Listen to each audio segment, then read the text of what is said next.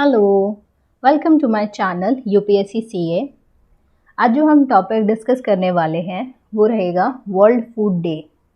So let's start कि world food day है क्या, कब सेलिब्रेट करता है, क्यों सेलिब्रेट करते हैं, क्या थीम रहेगा एंड जो आपका फूड सिक्योरिटी है इससे रिलेटेड इंडिया के अंदर क्या सिचुएशन है उसको हम डिस्कस करेंगे। ठीक है। सो मेरा जो मेन मोटो है इंडिया की जो फूड सिक्योरिटी से डिस्कस करने का आज ये है, क्योंकि मुझे एक आर्टिकल मिला था न्यूज़पेपर में जो काफ़ी आपके लिए आई थॉट कि आपके लिए भी अच्छा रहेगा। सो मैं इसीलिए इसे शेयर कर रही हूँ। आई होप ये आपके लिए यूज़फुल होगा। So let's start. सबसे पहले जो वर्ल्ड फूड डे है वो आपका सेलिब्रेट कब किया जाता है? 16 अक्टूबर को सेलिब्रेट किया जाता है। ठीक है। एंड ये किसके द्वारा किया जाता है? एंड ये आपका सेलिब्रेट करता है food and agricultural organisation. Complete नाम बोले तो United Nations food and agricultural organisation. इसकी जो फाउंडेशन है वो 1945 में 16 अक्टूबर को ही रखी गई थी। एंड इसी वजह से इस चीज़ को मार्क करने के लिए कि फाउंडेशन जो है आपकी FAO, इसका जो स्टार्टिंग है, एस्टैब्लिशमेंट है, वो 16 अक्टूबर को हुआ था। इसी वजह से वर्ल्ड फूड डे आपका सेलिब्रेट किया जाता है ऑन 16 अक्टूबर। ठीक है। जो मेन पर्पस है वो FAO का वो क्या है? सो मेन पर्पस FAO का है कि जो फूड एंड न्यूट्रिशनल सिक्योरिटी है अराउंड द वर्ल्ड उसको इंश्योर किया जाए, क्योंकि आफ्टर वर्ल्ड वॉर सेकेंड काफ़ी ज़्यादा आपका डिस्ट्रक्शन हुआ था अराउंड द वर्ल्ड। एंड इसी वजह से जो फूड एंड न्यूट्रिशनल सिक्योरिटी है वो भी बहुत ज़्यादा इम्पैक्ट हुई थी। ठीक है। काफ़ी ज़्यादा डिक्रीज़ हो गई थी फूड सिक्योरिटी।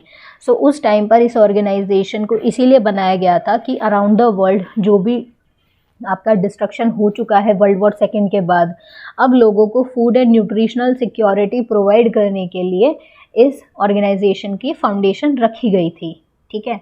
एंड जो थीम रहा है इस साल वर्ल्ड फूड डे का वो दिया गया है water is life, water is food. ठीक है।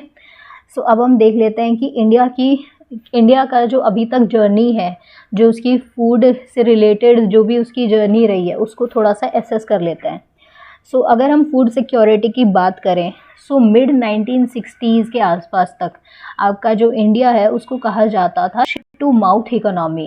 एंड ये क्यों कहा जाता था? क्योंकि उस टाइम पर बहुत ज़्यादा आपके ड्रॉट्स, फेमाइंस आ रहे थे। एंड उस वजह से आपका जो वहाँ पर उस टाइम पर इंडिया में जो एग्रीकल्चरल प्रोडक्शन है वो काफ़ी ज़्यादा लो था। एंड जो इंडिया को ज़्यादातर अपना जो भी ग्रेन्स उसे अपनी पॉपुलेशन को फीड करने के लिए चाहिए वो ज़्यादातर इंपोर्ट करता था फ्रॉम अदर कंट्रीज़। मेजरली जो आपका US है वहाँ से आपका फूड ग्रेन्स इंपोर्ट किए जाते थे मिड 1960s तक। लेकिन अब अगर हम बात करें पिछले 3 सालों की, 2020 से लेकर 2022 तक, इन 3 सालों में इंडिया ने around 85 million tons of cereals, जिसमें ज़्यादातर आपके mainly rice, wheat and corn है, उसको इंडिया ने एक्सपोर्ट किया है।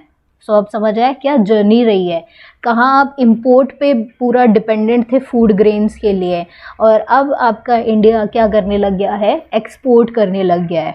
ठीक है। एंड ये भी इवन कब एक्सपोर्ट कर पा रहा है इंडिया? जब इंडिया अपने ही अंदर अपनी विद इन पॉपुलेशन को फ्री में फूड डिस्ट्रीब्यूट भी कर देता है ना, उसके बावजूद वो एक्सपोर्ट कर रहा है 85 मिलियन आपके टन राइस, व्हीट, कॉर्न को। ठीक है। एंड ये आपका जो फ्री फूड इंडिया में डिस्ट्रीब्यूट किया जाता है among the poor people, poor population, जो कि आपकी अराउंड 800 मिलियन पीपल है, उनको दिया जा रहा है। इससे ज़्यादा भी लोग हैं, उनको जो ये फ्री फूड प्रोवाइड किया जा रहा है दैट इज़ अंडर प्रधानमंत्री गरीब कल्याण योजना स्कीम के अंडर दिया जाता है। ठीक है। एंड इंडिया ने अगर हम बात करें इतना ज़्यादा ग्रो किया है in the field of milk production also कि आज के टाइम पर वो आपका one of the largest producer of milk है अगर हम बात करें कंट्री की। ठीक है। इतना ज़्यादा मिल्क प्रोडक्शन भी इंडिया में हुआ है। सो 2000 से लेकर 2001 तक इस टाइम से अब तक अगर आप 2023 तक अगर हम देखते हैं पोल्ट्री एंड फिशरी प्रोडक्शन की इंडिया में, तो वो भी बहुत ज़्यादा स्पीड से ग्रो कर चुकी है। ठीक है, इंडिया में ग्रीन एंड वाइट रेवोल्यूशन के बाद अब इंडिया में पिंक जो कि पोल्ट्री से रिलेटेड है, ब्लू एंड जो फिशरी से रिलेटेड है, ये रेवोल्यूशन भी अब आने लग गया है। ठीक है, मतलब अब जो फिशरी रेवोल्यूशन है और जो आपका ये पिंक रेवोल्यूशन है, इसके आने की बारी है।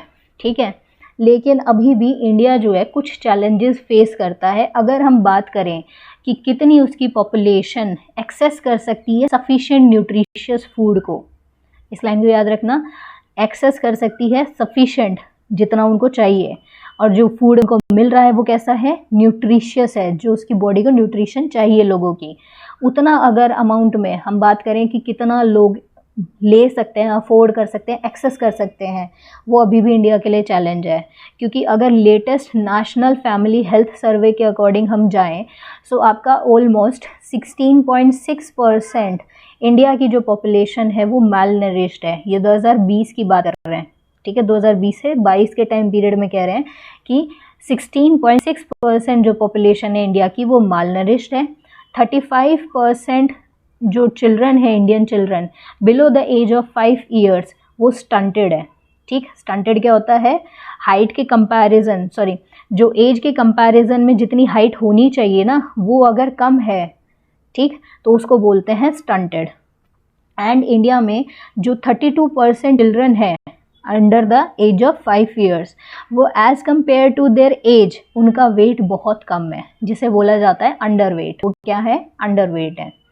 सो इंडिया में जो ये सिचुएशन है, जो आपका नेशनल फैमिली हेल्थ सर्वे ने शो किया है, ये इंडिया का अब नया एक चैलेंज है जिससे उसे डिफीट करना है। ठीक है, एंड अभी जो प्रोग्रेस चल रही है इंडिया में, वो कही जा रही काफ़ी ज़्यादा स्लो है इस चैलेंज को डील करने के लिए। ठीक है, सो कह रहे हैं कि जितनी स्पीड से अब आप टैकल कर रहे हो ना इस प्रॉब्लम को, नए चैलेंज को, ये कहा जा रहा है कि इंडिया जो है वो सस्टेनेबल गोल ज़ीरो हंगर को, जिसमें माल न्यूट्रिशन भी इंक्लूडेड है, उसको अचीव नहीं कर पाएगा, ये कहा जा रहा है। एंड कब तक करना होता है ये गोल, कब तक अचीव करना है इंडिया को, 2030 तक। तो कह रहे वो तो पॉसिबल नहीं होगा। ठीक है, तो अब हम अगर बात करें कि जो एग्रीकल्चरल सेक्टर है, क्या उसमें भी अभी कुछ प्रॉब्लम्स फेस करनी पड़ रही है इंडिया को?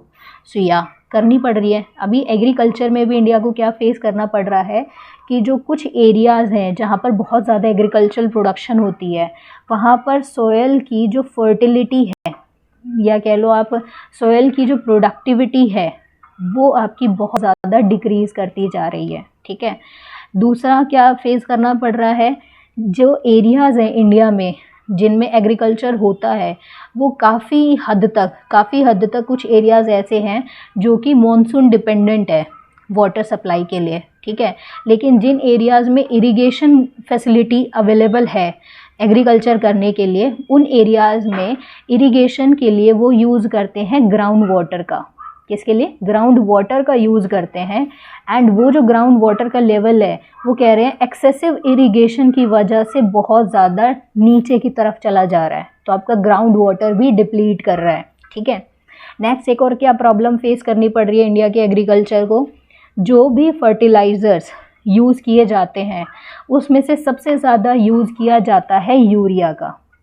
ठीक है, एंड यूरिया का ज़्यादा यूज़ होने की वजह से जो सोयल में यूरिया है, वो आपका क्या होता है, कई बार वाटर की वजह से रेन की वजह से आपका वाटर बॉडीज़ में एंटर करता है, और वहाँ पर आपके जो ज़्यादा न्यूट्रिशन होने की वजह से एक फिनोमेना जनरेट होता है जिसको बोलते हैं यूट्रोफिकेशन। मतलब आपकी जो एनिमल्स जो हैं उनके अंदर भी जो ये फर्टिलाइज़र्स, जो ये केमिकल्स हैं, ये आपके एंटर कर रहे हैं। ठीक है, एंड वो आपका जो एक्यूमुलेशन है इन द ह्यूमन बॉडी भी हो रहा है यूट्रोफिकेशन के साथ साथ। अब ये प्रॉब्लम भी है कि जो केमिकल्स है ना, ये आपके एक्यूमुलेट होते हुए ह्यूमंस के अंदर की ह्यूमंस में भी ये एक्यूमुलेट होना स्टार्ट हो गए हैं, जिसकी वजह से जो हेल्थ कंडीशंस हैं ह्यूमन की, उसके ऊपर इफ़ेक्ट पड़ रहा है। ठीक है, सो ये कुछ आपके एग्रीकल्चर में आने वाली प्रॉब्लम्स हैं।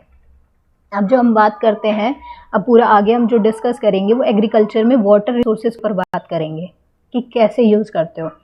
सो देखो, इंडिया की अगर हम बात करें साइज़ की, सो वर्ल्ड का जो पॉपुलेशन है उसका 18%, अराउंड 18% लोग इंडिया में रहते हैं, इतनी पॉपुलेशन है, ठीक।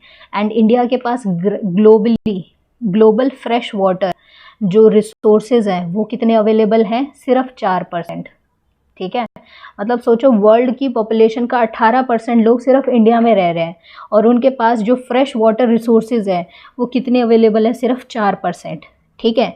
एंड इसमें से भी ज़्यादातर जो वाटर यूज़ किया जाता है वो एग्रीकल्चर में यूज़ किया जाता है। जो फूड एंड एग्रीकल्चरल ऑर्गेनाइजेशन है उसके अकॉर्डिंग तो इंडिया कितना यूज़ कर लेता है एग्रीकल्चर में ये पानी, लगभग 90% यूज़ करता है।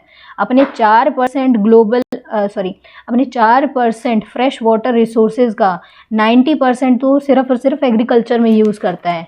लेकिन ये तो डाटा जो है वो FAO ने दिया है, लेकिन इंडिया का जो सेंट्रल वाटर कमीशन है वो कहता है कि नहीं जी, हम 90% पानी एग्रीकल्चर में यूज़ नहीं करते, 78% आपका यूज़ करते हैं, ठीक है। सो अब आप समझ पा रहे हो कि कितना ज़्यादा आप वाटर के ऊपर कितना ज़्यादा डिपेंडेंट है एग्रीकल्चर हमारा इंडिया का, ठीक है। फिर इसके बाद ये भी कहा जा रहा है कि देखो, अगर हमने इस वाटर को जिसके ऊपर आप इतना हेविली रिलाई कर रहे हो एग्रीकल्चर के लिए, जैसे जैसे आपकी पॉपुलेशन बढ़ती जा रही है ना और लोगों की जितनी इनकम बढ़ती चली जा रही है, अब इंडिया को ज़्यादा अमाउंट ऑफ फूड ज़्यादा प्रोड्यूस करने के साथ साथ पानी को सेव करने की भी ज़रूरत है, क्योंकि आपकी जो बढ़ती हुई पॉपुलेशन है उसे ड्रिंकिंग पर्पस के लिए भी तो पानी चाहिए होगा, ठीक। दूसरा, आपकी इकोनॉमी को जो मैन्युफैक्चरिंग सेक्टर है वहाँ पर भी वाटर की रिक्वायरमेंट होगी। जैसे जैसे आपका अर्बनाइजेशन होता चला जाएगा, ये जो वाटर की रिक्वायरमेंट है या ये भी आपकी राइजिंग पॉपुलेशन के साथ इंक्रीज़ करने वाली है। सो अब इंडिया के लिए जो चैलेंज है वो ज़्यादा अमाउंट में फूड प्रोड्यूस करना तो है ही है, लेकिन साथ में क्या है कि वाटर को भी ज़्यादा से ज़्यादा सेव करो ताकि आप आने वाले जो जनरेशन्स रहेंगी उनकी वाटर रिक्वायरमेंट को फुलफ़िल कर सकें, ठीक। सो अब इसके लिए सजेशन क्या है, ये तो हमें समझ आ गया कि हालात क्या है हमारे, ठीक है, वाटर रिसोर्सेज के क्या हालात है जो एग्रीकल्चर के लिए चाहिए हमें। सो इंडिया को कहा जा रहा है कि सजेशन दिया गया है कि आपको टू प्रोलॉन्ग्ड स्ट्रैटेजी को यूज़ करना होगा। अगर आपको वाटर की बात कर रहे हैं, विद रिस्पेक्ट टू वाटर आपको टू प्रोलॉन्ग्ड की स्ट्रैटेजी यूज़ करनी पड़ेगी। सबसे पहली आपकी जो स्ट्रैटेजी है वो सप्लाई साइड से डील करेगी। सप्लाई साइड से कैसे डील करवाएंगे, कहते हैं कि जब भी मानसून सीज़न आता है अपने रेजर्वोयर्स को फिल करवा लो, रेजर्वोयर्स की कैपेसिटी को बढ़वा लो, ठीक है। उनमें जो आपका बफर वाटर स्टोर किया जाता है ना रिजर्वोयर्स में, वहाँ पर उनकी कैपेसिटी बढ़ा दो तो ज़्यादा पानी स्टोर कर पाओगे, ठीक है। या फिर अलग अलग जगह पे अपने रिजर्वोयर्स और ज़्यादा बनाओ ताकि ज़्यादा अमाउंट ऑफ वाटर जो है मानसून में जो आता है रेन के थ्रू वो आप स्टोर कर सको, ठीक है। एंड उनको जो ये वाटर मानसून का आता है ना, इसको अपने चेक डैम्स, वाटर शेड, इस तरह के जो आपके ये इंफ्रा है इनका यूज़ करके आप अपने ग्राउंड वाटर को भी रिचार्ज कर लो। तो सप्लाई साइड में क्या कहा गया, एक तो अपना जो मानसून से पानी आता है ना आपको रेन के दौरान मिलता है, उसके लिए कुछ ऐसा इंफ्रास्ट्रक्चर रिजर्वोयर्स बनाओ ताकि आप उनको स्टोर कर सको एंड फिर जब मानसून चला जाए तो उसके बाद आप उसको इरिगेशन के लिए सप्लाई कर सको, ठीक है। और दूसरा क्या बोला सप्लाई साइड के लिए कि ग्राउंड वाटर को भी रिचार्ज करवा लो ड्यूरिंग द मानसून ही। कैसे करवा सकते हो, जब आप चेक डैम्स, वाटर शेड्स ये सब बनाएंगे तो जो मानसून से पानी आ रहा है वो आपका ग्राउंड वाटर को भी रिचार्ज कर जाएगा, ठीक है। सो ये सप्लाई साइड के लिए बोला गया कि आप ये स्ट्रैटेजी अपनाइए। दूसरी जो आपकी साइड है स्ट्रैटेजी में का है वो डिमांड साइड को डील करेगी। एंड डिमांड साइड के लिए कहा गया है कि आपको इंश्योर करना है ये कि आपका जो भी वाटर है वो एग्रीकल्चर के अंदर एफिशिएंटली यूज़ हो रहा है एंड उसका जो एलोकेशन है वो ज़्यादातर रैशनल है, ठीक है। ये नहीं कि पानी चाहिए क्रॉप को जितना चाहिए उससे ज़्यादा पानी सप्लाई किया जा रहा है, ऐसा नहीं कह रहे, नहीं, जितना चाहिए क्रॉप को उतना ही पानी दो। और जो पानी आप दे भी रहे हो ना क्रॉप्स को, वो इस तरीके से देना है कि वो आपका वेस्ट ना हो। ऐसा नहीं कि खेत में पानी खड़ा ही है और उसको काफ़ी दिन तक डाल के आपने छोड़ दिया, ऐसे नहीं। पानी जितना क्रॉप्स को चाहिए उतना दो। और कितना देना है आपको, कि वो सीधा क्रॉप्स की जड़ों तक जाए जितना उसको चाहिए, ठीक है। बाकी का जो एरिया है जहाँ पर क्रॉप नहीं है वहाँ पे पानी मत वेस्ट करो अपना सरफेस को के ऊपर डाल के, ठीक है। सो ये rationally allocation and efficient use of water के लिए कहा गया है, ठीक है। तो कह रहे हैं कि ये स्ट्रैटेजी आपको रखनी चाहिए, ये स्ट्रैटेजी रहेगी, ठीक। सो कहते हैं कि इसके लिए, इस स्ट्रैटेजी के लिए हमें क्या करना पड़ेगा, गवर्नमेंट को क्या करना पड़ेगा, इंस्टीट्यूशनल रिफॉर्म्स लाने होंगे। एंड खाली इंस्टीट्यूशनल रिफॉर्म्स ही नहीं, बल्कि अभी जो फ़िलहाल क्या होता है कि ज़्यादातर जो वाटर एंड पावर है, पावर सप्लाई है, क्योंकि आपको कुछ एरियाज़ में जो इरिगेशन फैसिलिटी प्रोवाइड करनी होती है, तो फार्मर्स क्या करते हैं, अपने खेतों में जो पानी डालते हैं वो ट्यूबवेल्स के थ्रू अपना जो पंप होता है उसको इलेक्ट्रिसिटी का यूज़ करके जो वाटर है वो देते हैं अपनी क्रॉप्स को, ठीक है। तो वहाँ पे इलेक्ट्रिसिटी भी यूज़ होती है।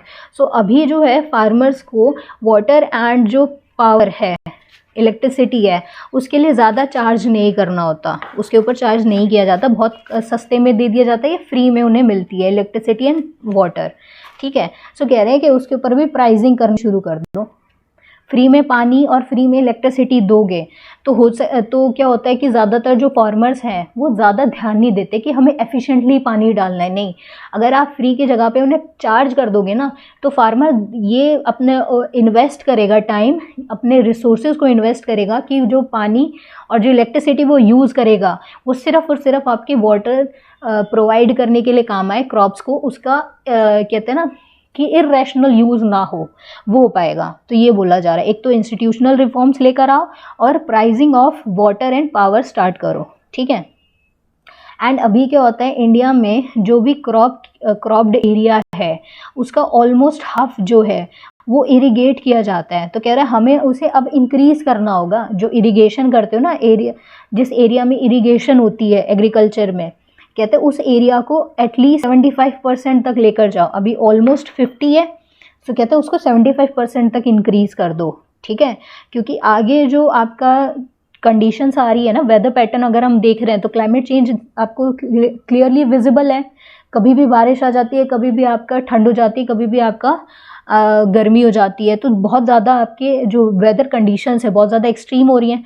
तो कह रही है आगे आने वाली जो क्लाइमेट चेंज की वजह से एक्सट्रीम वेदर कंडीशंस होने वाली है ना, तो उसको अगर आपको कोप अप करना है, तो आपको अपना जो इरिगेशन के अंडर जो एग्रीकल्चरल एरिया है उसको एटलीस्ट 75% तक ले जाना होगा, ये बोल रहा है, ठीक है।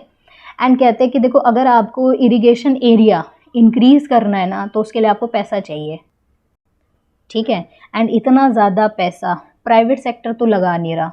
अब प्राइवेट सेक्टर कभी आपने नोटिस किया हो तो एग्रीकल्चर एरिया के अंदर, सेक्टर के अंदर प्राइवेट सेक्टर का जो इन्वॉल्वमेंट है, वो चाहे रिजर्वॉयर बनाने हो या कैनाल नेटवर्क्स बनाने हो, तो उसमें प्राइवेट सेक्टर इन्वेस्ट नहीं करता। क्यों? क्योंकि वाटर आपका ऑलमोस्ट फ्री है, इसी वजह से। इसीलिए इंडिया जो है वो प्राइवेट सेक्टर को अट्रैक्ट नहीं कर पाया है कि वो आपका एग्रीकल्चर सेक्टर में इरिगेशन के लिए कुछ इन्वेस्टमेंट कर सके। एंड गवर्नमेंट के पास इतना पैसा है नहीं, ठीक, इतने इनफ फंड है नहीं कि वो इन्वेस्ट कर दे, ठीक है। क्योंकि उसे काफ़ी ज़्यादा पैसा किस में जा रहा है, इंडिया गवर्नमेंट का आपका फूड एंड फर्टिलाइजर सब्सिडीज़ में जा रहा है, जो कि आपका मोर देन 4 लाख करोड़ पड़ता है गवर्नमेंट को, ठीक है। एंड जो अगर हम स्टेट गवर्नमेंट्स की बात करें तो स्टेट गवर्नमेंट्स के लिए कहा जाता है कि उनके पास पॉलिटिकल विल नहीं है कि वो भाई इलेक्ट्रिसिटी अगर जो अभी फ्री दे रहे हैं फार्मर्स को, अगर वो उसको चार्ज करना शुरू कर दे तो फार्मर्स उनको वोट देंगे? नहीं देंगे। तो इसलिए कहते हैं कि स्टेट गवर्नमेंट्स के पास पॉलिटिकल विल नहीं है, इसलिए वो ग्राउंड वाटर का यूज़ करके जो इरिगेशन हो रहा है उसको रोकने के लिए ये स्टेप ही नहीं ले रहे कि पावर जो इलेक्ट्रिसिटी प्रोवाइड की जा रही है फार्मर्स को, उसको क्या कर दें, चार्ज कर दें, ठीक है। सो ये आपका जो क्लाइमेट चेंज अब आने वाला है या आ ही रहा है हम कह सकते हैं, उसकी वजह से इंडिया का जो एग्रीकल्चरल सेक्टर है वो काफ़ी ज़्यादा रिस्की होने वाला है, ठीक है। वो काफ़ी ज़्यादा रिस्की हो चुका है बल्कि, ठीक। अब हम बात करें कि अगर आपको कम करना है इस क्लाइमेट रिस्क को, चलो कम करना है, ठीक है। सो वो कैसे कर सकते हो? तो कहते हैं कि है ना, आपको सबसे पहले अपनी थिंकिंग पर चेंज करना होगा। आपको जो फोकस रहता है ना हमेशा कि कितना लैंड प्रोडक्टिविटी है, उसकी जगह पर कह रहे हैं कि अब आपको देखना चाहिए वाटर प्रोडक्टिविटी कितनी है लैंड की। मतलब कि आपको ये नहीं देखना कि कितना per hectare ton crop produce हो रही है, बल्कि आपको देखना है कि कितना KG of grain per cubic metre of irrigation water आपका ग्रो कर रहा है, वो देखो। मतलब किसी भी एरिया में पर जो हेक्टेयर है, पूरा एरिया है, कितने एरिया में कितना टन ऑफ ग्रेन जनरेट हुआ है, आपका प्रोड्यूस हुआ है, उसकी देखने की जगह ये देखो कि कितना क्यूबिक मीटर पानी से कितना ग्रेन जनरेट हुआ है। ठीक है, सो इसको बोलेंगे हम वाटर प्रोडक्टिविटी, कि कितने पानी से कितना ग्रेन जनरेट हुआ है, एंड कितने एरिया में जनरेट हुआ है कितना ग्रेन, उसको हम बोलते हैं लैंड प्रोडक्टिविटी। ठीक है, तो कह रहे हैं कि अगर आप अपनी जो ये सोचने का तरीका है प्रोडक्टिविटी को, वो वाटर पे अगर शिफ्ट कर दोगे ना, तो इससे आपको ये दिखाई देने लग जाएगा धीरे धीरे एग्रीकल्चर सेक्टर में, लोगों को भी दिखाई देगा, पॉलिसी मेकर्स को भी दिखाई देगा कि जो एलोकेशन एंड जो यूज़ ऑफ वाटर हो रहा है ना एग्रीकल्चर में, वो कितना ज़्यादा एफिशिएंट हो रहा है। ठीक है, अगर हम एग्जांपल की बात करें, सो ICAR की स्टडीज़ हैं, कुछ एक स्टडीज़ हैं, उनमें ये देखा गया है कि water productivity of 10 major crops कैसी है। एंड ये इन्होंने जो स्टडी की है वो पंजाब एरिया में की है, एंड इन्होंने पाया कि जो लैंड प्रोडक्टिविटी है राइस की पंजाब एरिया में, जो आपका राइस प्रोड्यूस होता है किसी भी एरिया में, वो काफ़ी ज़्यादा हाई है। लेकिन अगर हम इरिगेशन वाटर प्रोडक्टिविटी की बात करें तो बहुत कम है। ठीक है, मतलब अगर आपने कोई भी 1 मीटर क्यूबिक मीटर पानी लिया है, तो उसके मुकाबले जो ग्रेन प्रोड्यूस हो रहा है, राइस प्रोड्यूस हो रहा है, उसकी अमाउंट तो कम है, लेकिन अगर आप एरिया वाइज देखते हो ना प्रोडक्शन, वो बहुत ज़्यादा है। ठीक है, सो पानी ज़्यादा देना पड़ रहा है, अगर जितना प्रोडक्शन हो रहा है ना राइस का पंजाब में, उसके लिए आपको बहुत ज़्यादा पानी देना पड़ रहा है। तो इससे क्या पता चल रहा है कि पंजाब में जो राइस ग्रो हो रहा है वो लैंड आपका लैंड प्रोडक्टिविटी वाइज तो ज़्यादा है, लेकिन वाटर प्रोडक्टिविटी अगर हम राइस की देखते हैं पंजाब एरिया में, वो क्या है, कम, क्योंकि वहाँ ज़्यादा पानी यूज़ हो रहा है। ठीक है, जितना होना चाहिए ना यूज़, उससे ज़्यादा पानी आपको यूज़ करना पड़ रहा है। ठीक है, सो अब हम क्या कर सकते हैं इसके लिए, क्या कोई तरीका है और जो हम ले सकते हैं? तो देखो सजेशंस में ये वाला जो सजेशन है इसको आप डाल सकते हैं, काफ़ी मतलब अलग सा ये एक सॉल्यूशन मिला था मुझे, कि इन्होंने कहा है कि ग्रीन वाटर क्रेडिट देना शुरू कर दो, जैसे कि कार्बन क्रेडिट्स होते हैं दिए जाते हैं, उसी अकॉर्डिंग ही सेम पैरेलल बेसिस पे आप फार्मर्स को ग्रीन वाटर क्रेडिट्स देना स्टार्ट कर दो। जैसे कि एग्जांपल हम पंजाब का दिया गया है कि पंजाब में पावर के ऊपर जो सब्सिडी दी जाती है और जो फर्टिलाइजर्स पे जो सब्सिडी दी जाती है for the cultivation of paddy, ठीक है, वो रफली गवर्नमेंट को पड़ती है पर हेक्टेयर 30,000 रुपये। ठीक है, सो कह रहे हैं क्यों ना ये जो पैसा है, ये पैसा आप फार्मर्स को दे दो। पंजाब में जो फार्मर्स है ये पैसा सीधा नहीं कोई जेब में डाल दो। ठीक है, और किस फार्मर को दोगे, जो ये स्विच करने के लिए तैयार हो जाएं कि हम पैडी की जगह पे वो पल्सेस, ऑयल सीड्स, मिलेट्स उगाएंगे जिनकी प्रोडक्टिविटी, वाटर प्रोडक्टिविटी ज़्यादा है। मतलब पंजाब की जो सॉयल है ना, वो सुटेबल जिन क्रॉप्स के लिए है, जिन क्रॉप्स को वो उगा सकती है कम से कम पानी यूज़ करके। अगर फार्मर्स तैयार हो जाते हैं कि हम राइस को छोड़ देते हैं जिसे बहुत ज़्यादा पानी चाहिए ग्रो करने के लिए उस एरिया में, उसकी जगह पे वो पल्सेस, वो क्रॉप्स लगा रहे हैं जिनको पानी की कम ज़रूरत है और ज़्यादा प्रोडक्टिविटी दे रहे हैं, ठीक है, ज़्यादा ग्रो हो रहे हैं, उनको उगा लेंगे। तो कह रहे हैं कि गवर्नमेंट ये 30,000 रुपये पर हेक्टेयर जो सब्सिडी फर्टिलाइज़र पावर पे दे रही है वो फार्मर को दे दो। इनको कहेंगे क्या, ग्रीन वाटर क्रेडिट्स कहेंगे। तो कह रहे हैं इससे क्या होगा, आपका पानी भी कम यूज़ होगा, वाटर भी सेव हो जाएगा पंजाब एरिया में, जो कि अभी पता है सिचुएशन क्या है, रफली 78% जो पंजाब की ब्लॉक्स हैं वहाँ पर ओवर एक्सप्लोटेशन हो चुका है ग्राउंड वाटर का, मतलब ग्राउंड वाटर लेवल बहुत ज़्यादा नीचे जा चुका है।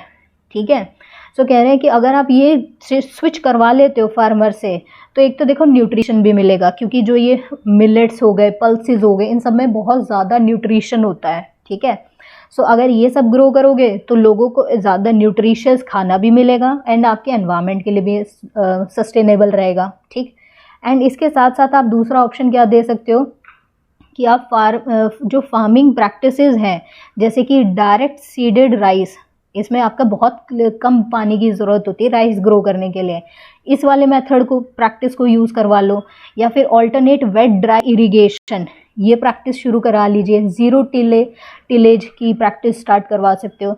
ये इन प्रैक्टिसेस से क्या होता है, बहुत ज़्यादा आपका वाटर सेव होता है। तो जो आप सब्सिडी देने के लिए पैसा यूज़ कर रहे हो वो आप इन प्रैक्टिसेस को यूज़ करवाने के लिए लगा सकते हो, ठीक है। सो ये सजेशन है।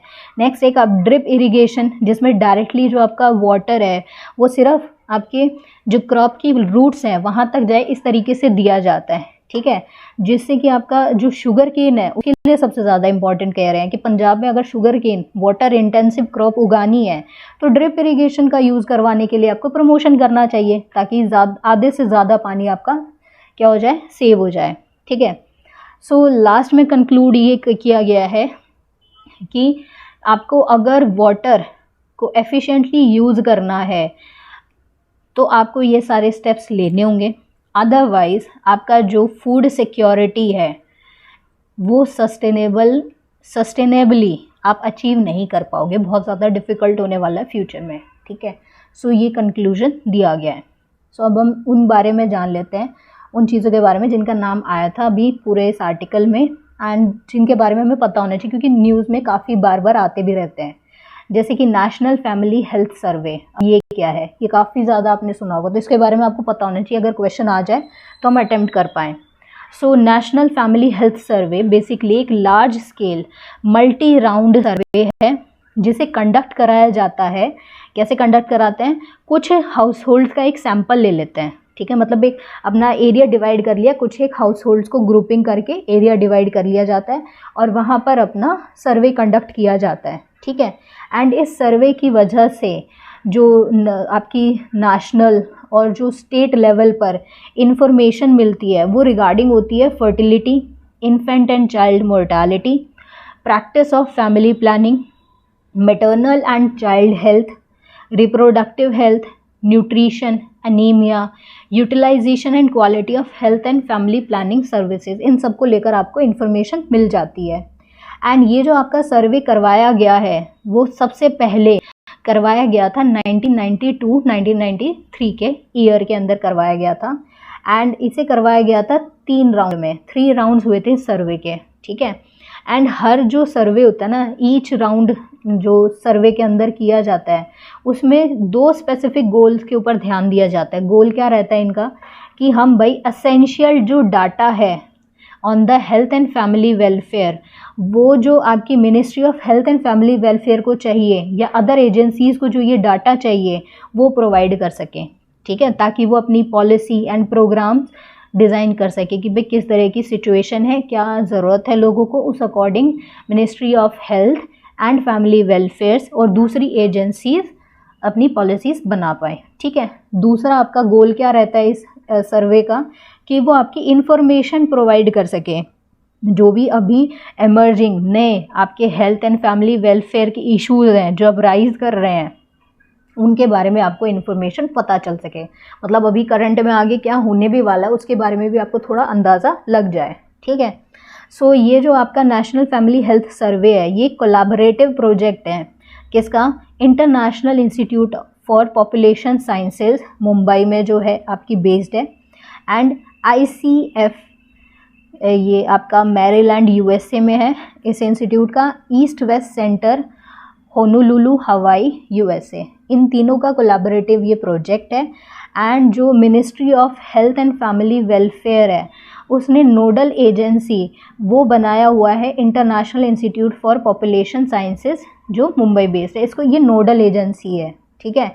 इसी को ही रिस्पॉन्सिबिलिटी दी हुई है कि आप कोऑर्डिनेट करोगे, बाकी के जो ये 2 आपके ICF and east west centre है इन दोनों के साथ कोलैबोरेट करेंगे, ठीक है। एंड जो भी गाइडेंस आपको चाहिए, टेक्निकल गाइडेंस चाहिए, वो भी आपको ही देनी है, ठीक है, वही आपको सब डील करना है। सो IIPS is the nodal agency for आपकी नेशनल फैमिली हेल्थ सर्वे, ठीक है। फंडिंग की अगर हम बात करें, इसे फंडिंग मिलती है by the United states agency for international development, USAID ये बोल सकते हो आप। विद इसे और भी जो सपोर्ट है और भी मिलता है, दूसरी जो ऑर्गेनाइजेशन है वहाँ से भी मिलता है, जैसे कि आपका United Nation children's fund, UNICEF, UNFPA, और आपकी गवर्नमेंट जो हेल्थ मिनिस्ट्री वो भी इसे फंडिंग प्रोवाइड करती है सर्वे के लिए, ठीक है। एंड यहाँ पर जो आपका ये नोडल एजेंसी है IIPS, ये सर्वे कैसे कंडक्ट कराता है, इम्प्लीमेंट कराता है, ये दरअसल ग्राउंड लेवल पर कुछ आपकी फील्ड ऑर्गेनाइजेशंस है उसके साथ कोलैबोरेट करता है, ठीक है, ताकि सर्वे को इम्प्लीमेंट किया जा सके। अब हर जो फील्ड ऑर्गेनाइजेशन है उसको एक मतलब पूरी रिस्पॉन्सिबिलिटी दे दी जाती है कि भाई तेरे को जाके सर्वे करना है एक या एक से ज़्यादा स्टेट में, जो भी जहाँ पर आपका ये नेशनल फैमिली हेल्थ सर्वे का कवरेज है, ठीक है। एंड जो नेशनल फैमिली हेल्थ सर्वे के लिए जो टेक्निकल असिस्टेंस चाहिए वो आपकी प्रोवाइड की जाती है by ICF and east west centre. ये जो दोनों सेंटर्स हमने बात किए थे ना, कोलैबोरेटिव प्रोजेक्ट, ये दोनों टेक्निकल असिस्टेंस भी प्रोवाइड करते हैं, ठीक है। सो अब हम बात करते हैं कि डिफरेंट जो आपके अभी तक सर्वेज हुए हैं, सो वो अभी तक 3 हुए हैं, अभी तो बेसिकली 4 हो चुके हैं। सो ऑफिशियल जो डाटा है मुझे इन 3 का मिला था, इसलिए मैंने 3 इंक्लूड किए हुए हैं, ठीक है। सो फर्स्ट आपका नेशनल फैमिली हेल्थ सर्वे, वो आपका पहला जो 1992 से 93 में हुआ था। सेकंड जो है आपका वो 1998 से 1999 में हुआ था, एंड ये आपके लगभग 26 स्टेट्स में था। ये आप याद रखना चाहे तो याद रख सकते हैं कि सेकंड सर्वे में क्या क्या नए फीचर्स ऐड कर दिए गए थे, जैसे कि quality of health and family planning services, domestic violence, reproductive health, anaemia, nutrition of women and the status of women, ये सारे टॉपिक भी ऐड कर दिए गए थे एंड इनके रिजल्ट्स पब्लिश्ड हैं, ठीक है। थर्ड की अगर हम बात करें तो ये आपका 2005 से 2006 के बीच में आपका करवाया गया था एंड लगभग 29 स्टेट्स ऑफ इंडिया को इसने कवर किया था, ठीक है। एंड जो ये आपका थर्ड वाला सर्वे था, इसको फंडिंग आपकी इन ऑर्गेनाइजेशंस के थ्रू दी गई थी, ठीक है। सो अब हम बात कर लेते हैं, ये था पूरा नेशनल फैमिली हेल्थ सर्वे, इसलिए अब हम कंटिन्यू करते हैं नेक्स्ट जो आपका मेंशन हुआ था टॉपिक, दैट इज़ प्रधानमंत्री गरीब कल्याण योजना, ठीक है। देखिए आपको थोड़ा लंबा लग सकता है, लेकिन ये चीज़ें भी पढ़नी पड़ेंगी हमें, ठीक है। सो देखो आपका जो यूनियन गवर्नमेंट है उसने ये जो प्रधानमंत्री गरीब कल्याण अन्न योजना की हम बात कर रहे हैं, इसको देखना कि ये आपकी इम्प्लीमेंट कब से हुई है, कब से स्टार्ट हुई है। ये अभी 1 जनवरी 2023 से स्टार्ट हुई है, लॉन्च की गई है। नई आपकी फ्री फूड ग्रेन स्कीम है under national food security act 2013, ठीक है। ये लॉन्च की है by the union government and इसका जो आपके प्रोविजंस है वो देख लेते हैं अब। सो इस नई फूड सिक्योरिटी स्कीम के अंडर जो है फ्री फूड ग्रेन्स प्रोवाइड किए जाते हैं टू द अंत्योदय अन्न योजना के अंडर एंड जो आपकी प्राइमरी हाउस होल्ड बेनिफिशरीज है, मतलब जो आपके अंत्योदय लोग हैं, ठीक है, जो आपके पुअर से भी ज़्यादा पुअर लोग हैं, उनको फ्री में फूड ग्रेन्स प्रोवाइड किए जाते हैं। एंड ये आपका कब से देना स्टार्ट किया गया है, फ्रॉम 1 जनवरी 2023 से स्टार्ट किया गया है, ठीक है। एंड इस स्कीम के थ्रू क्या कोशिश की गई है कि जो प्रोविजंस है ना आपके नेशनल फूड सिक्योरिटी एक्ट 2013 के, उसको और ज़्यादा स्ट्रेंथन किया जा सके एंड जो फूड ग्रेन्स है पुअर लोगों को वो और ज़्यादा एक्सेसिबल, अफोर्डेबल एंड अवेलेबल हो सकें, ठीक है। सो अब हम अगर बात करें कि जो गवर्नमेंट है उसने ऐसा क्यों करने की कोशिश की है, क्या रीज़न दिया है उन्होंने।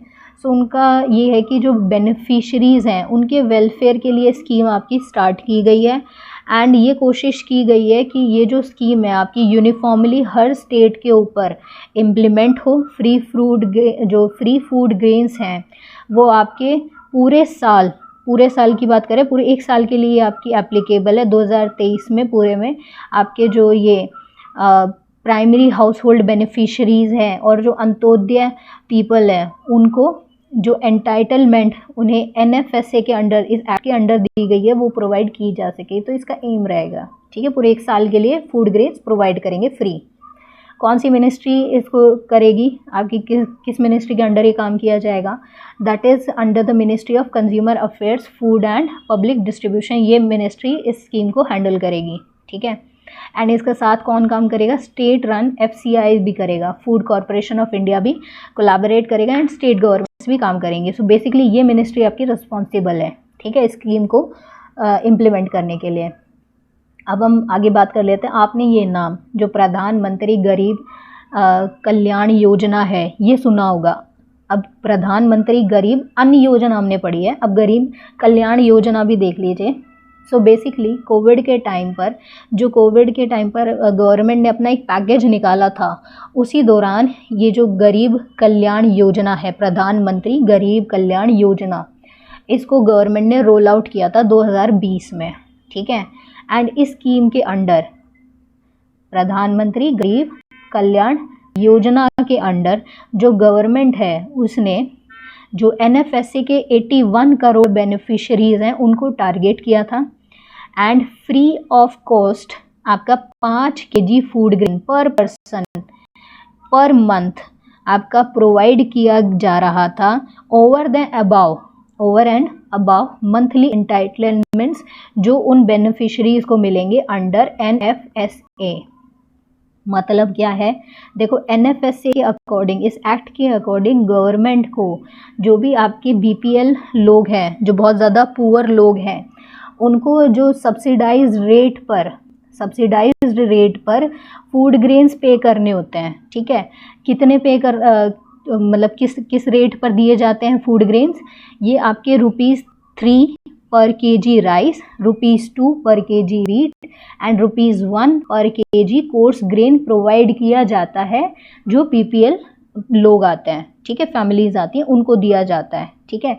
ये जो दिया जा रहा है सब्सिडाइज रेट पर फूड ग्रेन्स, ये एंटाइटलमेंट प्रोवाइड की जाती है अंडर NFSA प्रोवाइड की जाती है, ठीक है। अब इसी के ऊपर ही एडिशनली डाल दिया गया कि हम 5 किलोग्राम फूड ग्रेन जो है पर पर्सन पर मंथ आपका देंगे, ठीक है।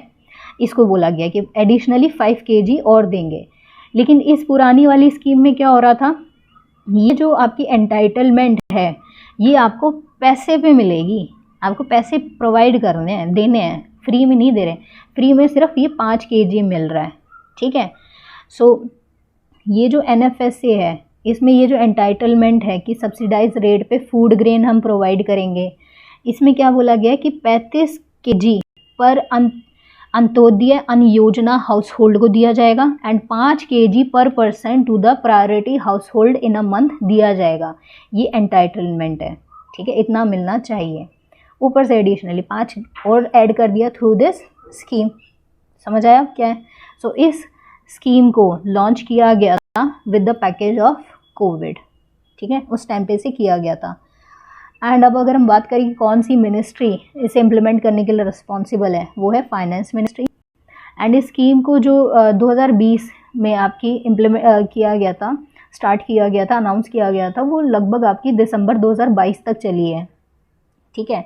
लेकिन 2022 के बाद जैसे ही दिसंबर 2022 ख़त्म होने वाला था ना, तभी सेंट्रल गवर्नमेंट ने अनाउंस कर दिया कि वो जो ये आपकी सब्सिडाइज प्राइस वाली जो ये स्कीम चल रही है ना, इसको अब हम चेंज कर रहे हैं। अब हम नई स्कीम लेकर आ रहे हैं, प्रधानमंत्री गरीब अन्न योजना, ठीक है। अब हम ये वाली स्कीम लेकर आ रहे हैं, ठीक है। और इसमें हमने अभी क्या बात करी, इसमें क्या कहा गया था, एक बार ऊपर देख लेते हैं। इसमें क्या कहा गया था कि जो आपके अंत्योदय अन्न योजना वाले जो ये लोग हैं, हाउस होल्ड्स हैं, और जो प्राइमरी हाउस होल्ड बेनिफिशरीज हैं, इन्हें फ्री फूड ग्रेन्स दिया जाएगा, ठीक है, फ्रॉम 1 जनवरी। सो डिफरेंस क्या रह गया दोनों स्कीमों के अंदर?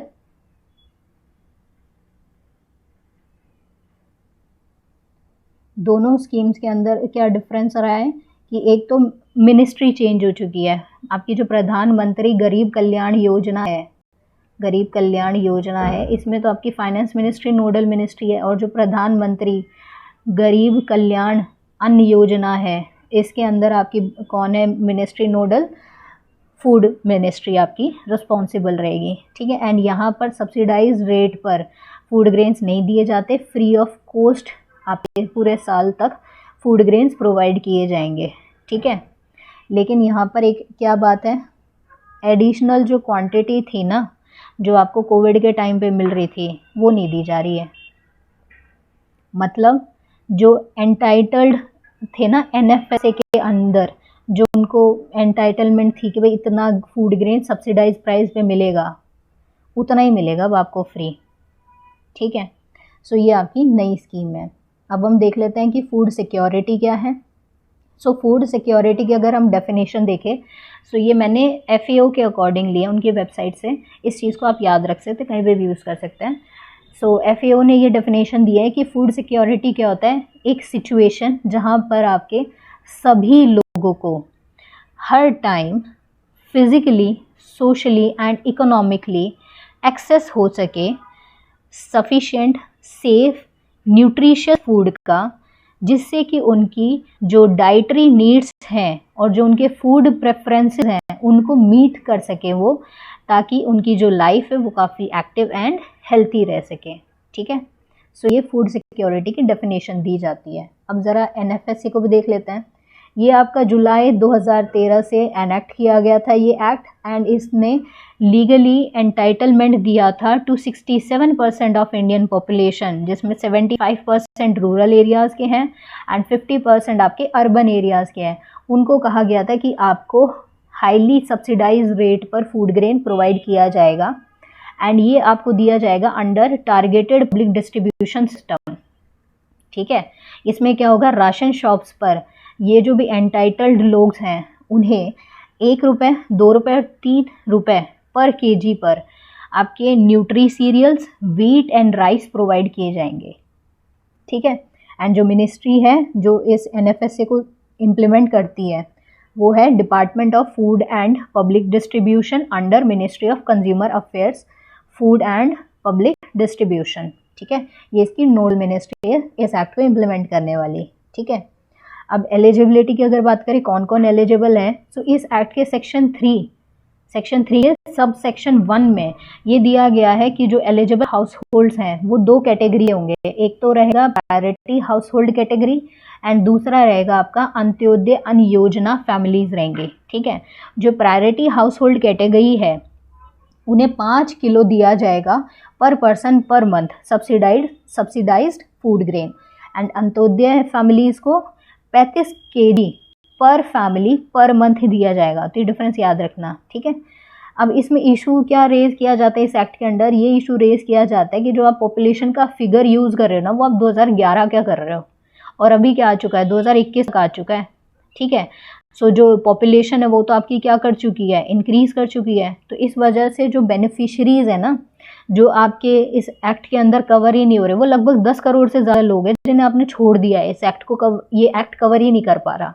एंड 2021 का सेंसस यूज़ नहीं कर सकते क्योंकि वो अभी तक हुआ ही नहीं है, कंडक्ट ही नहीं हुआ है। ठीक है, सो ये इसके लिए इशू रेज किया जाता है।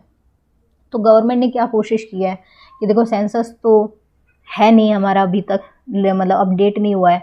सो उन्होंने क्या कोशिश की है कि 1 नेशन 1 राशन कार्ड के थ्रू किसी तरह जो कवरेज है इस एक्ट की वो इंक्रीज़ की जा सके। सो ministry of consumer affairs, food and public distribution ने 2019 में आपका 1 nation 1 ration card scheme launch की थी। इसमें क्या बोला था कि हैसल फ्री डिलीवरी होगी सब्सिडाइज्ड फूड ग्रेन्स की सभी माइग्रेटरी बेनिफिशरीज़ को, जो कंट्री में एक स्टेट से दूसरे स्टेट चले जाते हैं ना, तो उनके पास जो अपने खुद के जिस स्टेट में जो राशन बना हुआ है और वो उस स्टेट को छोड़कर कहीं और काम करने के लिए चले जाते हैं, तो कहते हैं कि वही सेम राशन कार्ड आप यूज़ कर सकते हो। ठीक है, वो नेशन वाइड पोर्टेबल रहेगा अंडर दिस एक्ट। मतलब आप दूसरे स्टेट में भी जा रहे हो तो अपने उस राशन कार्ड को यूज़ करके आप अपना फूड ग्रेन एक्सेस कर सकते हो। ठीक है, इससे क्या होता है कि आपके जो माइग्रेटरी बेनिफिशरीज़ हैं वो दूसरे स्टेट में जाने के बाद उन्हें भी सब्सिडाइज फूड ग्रेन्स मिल सकते हैं, अदरवाइज़ उनके लिए अवेलेबल नहीं हो पाते थे। नहीं तो ये था कि जिस एरिया का राशन कार्ड बना हुआ है वहीं की आपकी जो राशन शॉप है आप वहीं से ले सकते हो। ठीक है, सो इसके लिए आपका कवरेज इंक्रीज़ होगी कि माइग्रेशन वाले जो वर्कर्स हैं वो भी एक्सेस कर पाएंगे। ठीक है, एंड जो ये आपका राशन कार्ड होता है ये 10 डिजिट का नंबर होता है। ठीक है, एंड ये हर BPL कार्ड होल्डर को दिया जाएगा। ठीक है, जिसकी लिंकिंग इन्होंने आधार के साथ भी की हुई है। नेक्स्ट यहाँ पर जो भी आपका फूड ग्रेन्स लेना है ना बेनिफिशरीज़ को, सो वो आपका जो इलेक्ट्रॉनिक पॉइंट ऑफ सेल है वहाँ पर ये अनेबल्ड है आपका राशन कार्ड, ठीक है। एंड मोबाइल एप्लीकेशन जिसका नाम है मेरा राशन, इसके थ्रू आपका जो ये प्लान है one nation one ration card का, इसको और ज़्यादा कहते हैं ना कि इम्प्लीमेंटेशन का जो बेस है वो और इंक्रीज़ कर दिया है, ठीक है, जैसे कि मैक्सिमम एडवांटेज मिल सके लोगों को। एंड वो जो भी उन्हें रियल टाइम इन्फॉर्मेशन चाहिए वो उनके मोबाइल फ़ोन्स पे आ पाएगी। एंड इन्होंने ये भी कोशिश की है कि मेरा राशन जो है वो 13 लैंग्वेजेस में ये एप्लीकेशन अवेलेबल हो। नेक्स्ट कोशिश की गई है थ्रू ई श्रम पोर्टल। ई श्रम पोर्टल आपका 2021 में लॉन्च किया गया था by the ministry of labour and employment. इसमें कोशिश किया जाता है कि जो इनफॉर्मल सेक्टर में जो भी आपके वर्कर हैं उनका डाटा स्टोर किया गया है इस पोर्टल पर। उन्हें बोला गया कि आप यहाँ पर अपना रजिस्ट्रेशन करा लो, जिससे कि गवर्नमेंट को ना इन वर्कर्स को वो ट्रैक कर सकते हैं कि वो कहाँ है और किस स्टेट में है, ठीक है, उनका कोई क्राइसिस वगैरह तो फेस नहीं करने पड़ रहे हैं।